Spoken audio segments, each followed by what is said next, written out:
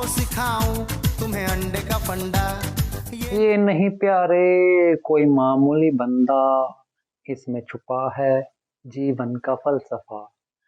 आप लोग भी सोच रहे होंगे कि क्रिप्टो बाबा क्या फंडा लेकर बैठ गया है, लेकिन इसमें वाकई फलसफा छुपा है।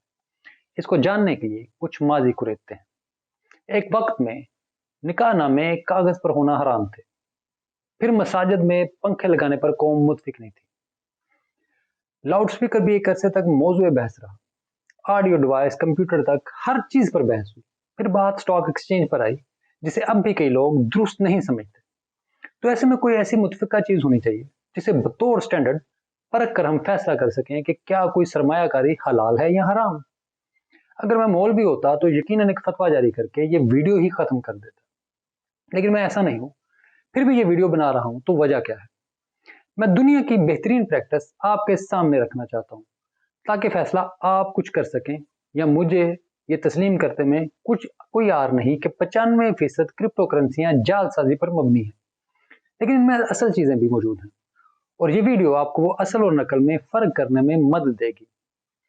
हमारे यहाँ नाम नहाद उलमा की भी एक बड़ी तादाद जाली है, लेकिन हम असल आलम की तलाश तर्क नहीं करते। मेरी तरह आप भी उसे खोजते हैं ताकि हम अच्छाई की तरफ जा सकें। इसी तरह एक अच्छी सरमायाकारी की तरफ जाना भी हमारा हक है, और मैं लोगों की मदद करना अपना फर्ज समझता हूँ।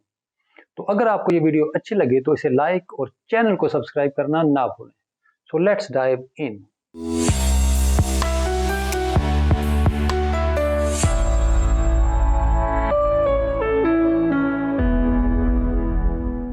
हलाल हराम का पता कैसे चलता है?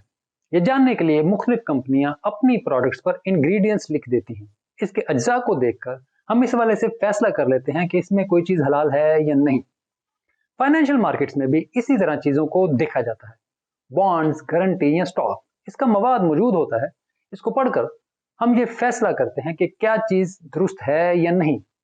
इस हवाले से जामिया अल अज़हर का पूरा फतवा और किताबचा मौजूद है, जिसमें ये लंबी बहस की गई है, और इस बहस को मैं यहाँ बयान करके आपको बोर नहीं करना चाहता।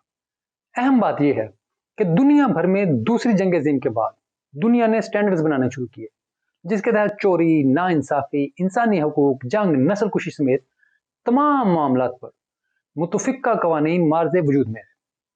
इसी तरह दहशत गर्दी की जंग के बाद फाइनेंशियल क्राइम की रोकथाम के लिए दुनिया भर में फाइनेंशियल रूल्स एक जैसे कर दिए गए और एक डेफिनेशन बनाई गई, जिसकी वजह से तमाम मार्केट्स एक ही कानून के मुताबिक चलना शुरू हो गई। इसकी तफासिल भी बड़ी लंबी और बोरिंग है, और हम इसमें नहीं जानते। हम ये जानने की कोशिश करते हैं कि बिटकॉइन किस कैटेगरी में आता है और दुनिया इसके बारे में क्या सोचती है। तो सबसे पहले यूरोप समेत बेशतर ममालिक में बिटकॉइन की स्पॉट ETF मौजूद है, यानी बिटकॉइन की फाइनेंशियल मार्केट्स में ट्रेडिंग की इजाजत है, और बेशतर मार्केट्स इसे कमोडिटी के तौर पर लेती हैं।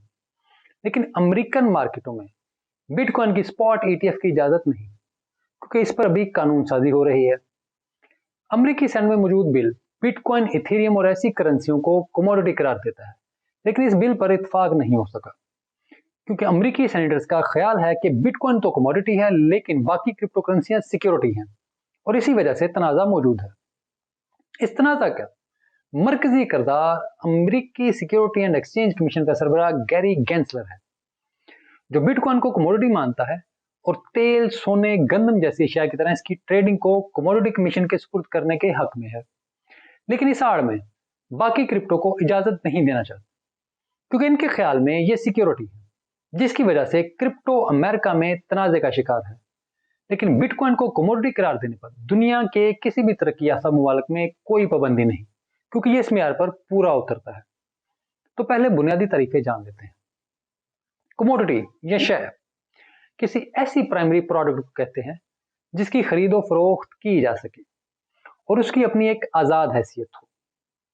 सिक्योरिटी एक ऐसी चीज है जिसको बतौर गारंटी कहीं रखवाया जा सके, जो मुस्तकबिल में किसी वादे को पूरा करने या वादे को वफा करने की यकीन दहानी कराए। ये तो होगी बुनियादी डेफिनेशन। अब क्या कमोडिटी या सिक्योरिटी की कोई वैल्यू मौजूद है? इसका फैसला हावी टेस्ट की बुनियाद पर होता है, जो 1933 का एक मारूफ केस है। इसके तहत ट्रांजैक्शन का एक आलमी कानून बना, जिसे हावी टेस्ट कहा गया। इन कवानीन की बुनियाद पर ही हम इसकी वैल्यू ऑफ ट्रांजैक्शन को जानते हैं।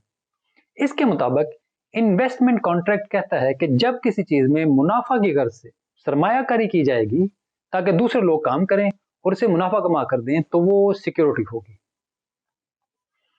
ये वो बुनियादी कवानीन है जिसकी बुनियाद पर आपको ये फैसला करना है कि आप हलाल काम कर रहे हैं या नहीं, क्योंकि बिला आखिर इन्हीं कवानीन की बुनियाद पर क्रिप्टो के मुस्तकबिल का फैसला होगा। और पहले तरक्की याफ्ता दुनिया से तस्लीम करेगी, फिर तरक्की पजीर ममालिक इस कानून साजी की बुनियाद पर अपनी कानून साजी करेंगे, आखिर में मजहबी हल्के इसे अपना लेंगे और तब तक प्राइस आम आदमी की पहुंच से बाहर हो चुकी होगी और फिर वो इससे कम फायदा उठाएंगे। बिटकॉइन और क्रिप्टो के यूजर्स की तादाद आज उतनी ही है जितनी 1997 में इंटरनेट यूजर्स की थी।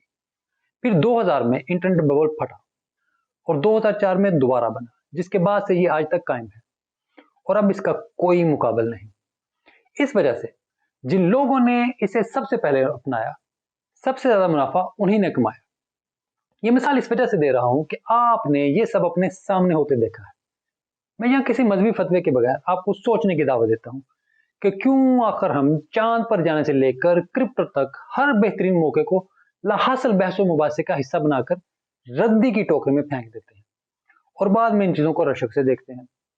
आज स्पेस एक्स जैसी कंपनी चांद और मरीख पर बस्तियां बनाने की बात कर रही है और हम अब भी चीजों पर खुद फैसले करने की बजाय दूसरों की शक्ल देख रहे हैं। यहां पर आपको मैं अंडे का फंडा बताता हूँ।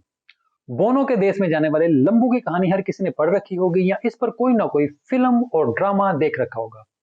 ये लंबू जोनाथन स्विफ्ट का गलीवर है, जो नगर नगर फिरने वाला मुसाफिर है। गलीवर्स ट्रैवल में जोनाथन स्विफ्ट ने इंसानी नफ्सियात, सियासत, सकाफत, मुआशरत और मजहब पर बेतहाशा तनकीद की है।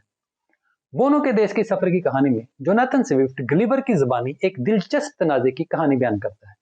लिलीपुट में दो तरह के लोग रहते हैं, बिग इंडियंस और स्मॉल इंडियंस।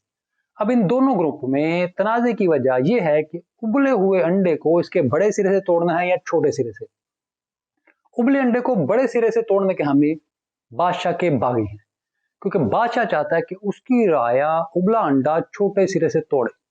गलीवर बताता है कि लिलीपुट के बाशिंदों में यह तनाजा खासा पुरतशद्दुद शक्ल अख्तियार कर चुका होता है। जोनाथन स्विफ्ट दरहकीकत इस अंडे की कहानी के जरिए सदियों से जारी कैथोलिक और प्रोटेस्टेंट फिरकों की लड़ाई पर तंज कर रहे होते हैं। अब बात करते हैं बगदाद की, जो अपने अरूज के जमाने में दुनिया भर का मरकज माना जाता था।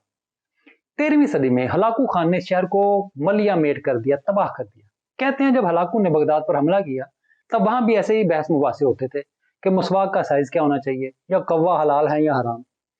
अब उस दौर में होने वाली ये बहस दुरुस्त थी या गलत, इससे हटकर इस दौर में बगदाद की फौजी ताकत क्या थी और हलाकू खान किस ताकत के साथ उन पर हमलावर हुआ, ये देखना अहम है। अपने दौर से पीछे रह जाने वालों को वक्त बेरहमी से घसीट कर आगे बढ़ने वालों को साथ आगे बढ़ाता है। अमेरिका और बरतानिया समेत कई ममालिक में क्रिप्टो पर कवानीन अब भी गैर वाज़ेह हैं, लेकिन इन ममालिक ने अवाम पर सरमायाकारी के मौके बंद नहीं किए। पाकिस्तान में स्टेट बैंक इस हवाले से मुसलसल पाबंदी के बयान जारी करता रहता है। हावी टेस्ट के तहत जो क्वाइन सिक्योरिटी के जुमरे में आते हैं उन पर पाबंदी लगनी चाहिए और किसी भी तरह उन्हें कमोडिटी करार नहीं देना चाहिए। उन पर वही कानून साजी भी होनी चाहिए ताकि लोग हलाल हराम जैसी बहस से निकालें और इस हवाले से वजाहत भी मौजूद हो। लेकिन इस सब के दौरान बिटकॉइन जैसी कमोडिटी पर जब दुनिया भर में वजाहत मौजूद है तो कम अज कम इस हवाले से लोगों को कंफ्यूज रखना और उन्हें एक बेहतरीन सरमायाकारी के मौके से महरूम होने देना दुरुस्त नहीं। आपको इस हवाले से मजीद रिसर्च करनी चाहिए और उन क्वाइंस को तलाश करना चाहिए जो मेयार पर पूरा उतरते हैं, क्योंकि आखिरकार दुनिया में इस हवाले से वजाहत आ जाएगी।